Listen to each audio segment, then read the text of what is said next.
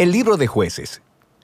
Recuerda que después de que Josué guió a las tribus de Israel hacia el interior de la tierra prometida, él les llamó a ser fieles al pacto con su Dios, obedeciendo los mandamientos de la Torá. Y si hacen esto, ellos les demostrarán a todas las demás naciones cómo es Dios.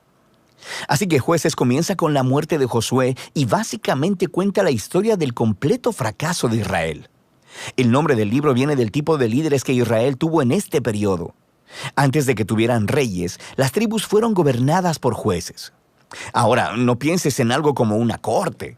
Estos eran líderes regionales, político-militares, algo así como un jefe tribal. Y necesita ser advertido, el libro de Jueces es muy perturbador y violento. Cuenta la historia de la corrupción moral de Israel, de su mal liderazgo y básicamente de cómo vinieron a ser semejantes a los cananeos.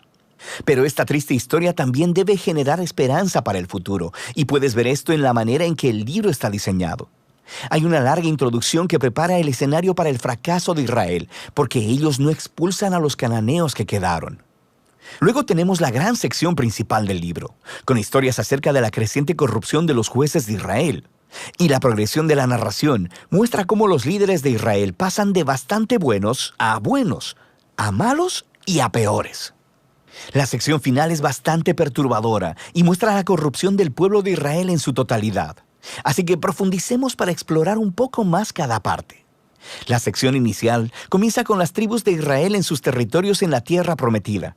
Y aunque Josué derrotó algunas de las ciudades cananeas claves, todavía había mucha tierra que conquistar y muchos cananeos viviendo en esas áreas. Así que el capítulo 1 incluye una larga lista de grupos cananeos y ciudades que Israel no expulsó de la tierra.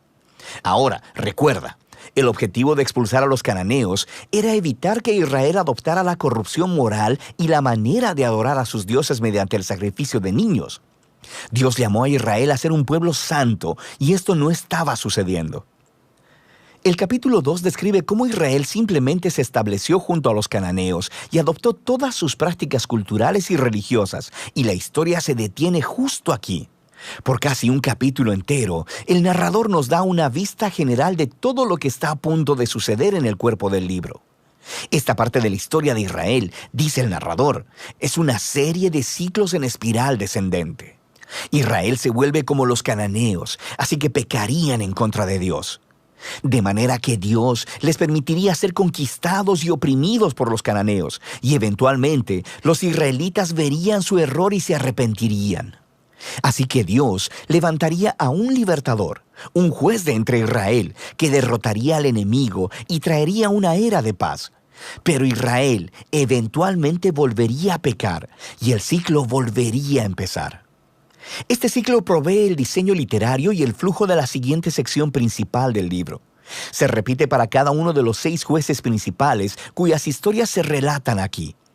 Ahora, las historias de los primeros 3 jueces, Otoniel, Ahod y Débora, son aventuras épicas, pero también son historias extremadamente sangrientas. Los jueces mismos o las personas que ayudaban al juez derrotaban a sus enemigos y libraban al pueblo de Israel. Las historias de los siguientes 3 jueces son más largas y se enfocan en las fallas del carácter de los jueces, quienes se vuelven peor cada vez. Así que Gedeón comienza bastante bien. Es un hombre cobarde, pero eventualmente termina confiando en que Dios puede usarlo para salvar a Israel. Así que él derrota a un enorme ejército de madianitas con solo 300 hombres, llevando antorchas y cántaros de barro. Pero Gedeón tiene un carácter bastante malo y asesina a un grupo de israelitas porque no lo ayudaron en su batalla, y de ahí todo va de mal en peor.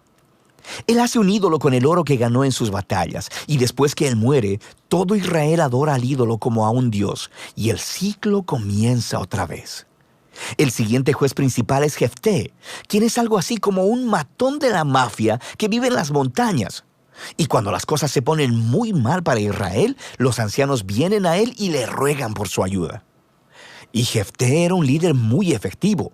Ganó muchas batallas contra los amonitas, pero estaba tan poco familiarizado con el Dios de Israel que lo trata como a un dios cananeo. Jura sacrificar a su hija si gana la batalla. Esta trágica historia nos muestra qué tan bajo ha caído Israel. Ya no conocen el carácter de su propio Dios, lo que los lleva al asesinato y a la falsa adoración.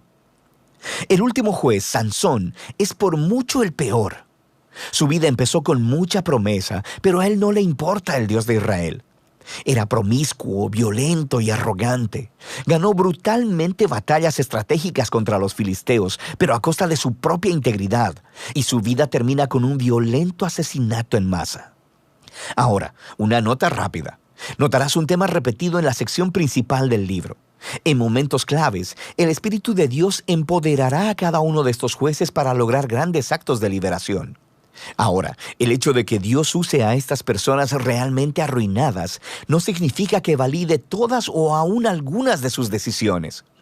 El primero y principal compromiso de Dios es salvar a su pueblo.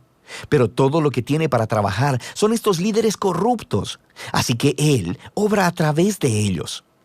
Esta sección entera está diseñada para mostrarnos lo mal que se han puesto las cosas. Ya no puedes diferenciar entre los israelitas y los cananeos, y estos solo son los líderes. La sección final muestra a Israel como un todo, tocando fondo. Hay dos historias trágicas aquí, y no son para gente con corazón muy débil. Están estructuradas por una frase clave que se repite 4 veces al cierre del libro. En esos días no había rey en Israel, y cada uno hacía lo que bien le parecía. La primera historia es acerca de un israelita llamado Micaía, que construye un templo privado para un ídolo, y el lugar es saqueado por un ejército privado enviado de la tribu de Dan. Así que ellos llegan y se roban todo, y luego van y queman la pacífica ciudad de Lais y asesinan a todos sus habitantes. Es una historia horrible. Cuando Israel olvida a su Dios, los más fuertes se salen con la suya. La última historia del libro es aún peor. Es una impactante historia de abuso sexual y violencia que conduce a la primera guerra civil de Israel. Es una historia muy perturbadora y ese es el punto.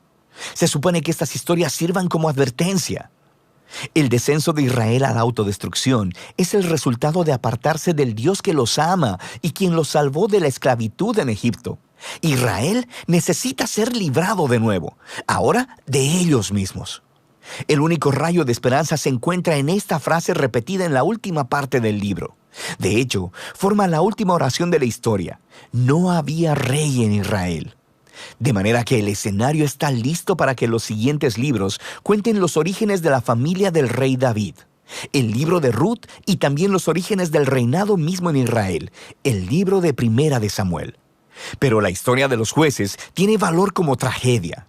Es una explicación que nos trae sobriedad, nos demuestra la condición humana y al final apunta hacia la necesidad de la gracia de Dios enviando un rey que rescate a su pueblo. Y de esto trata el libro de Jueces.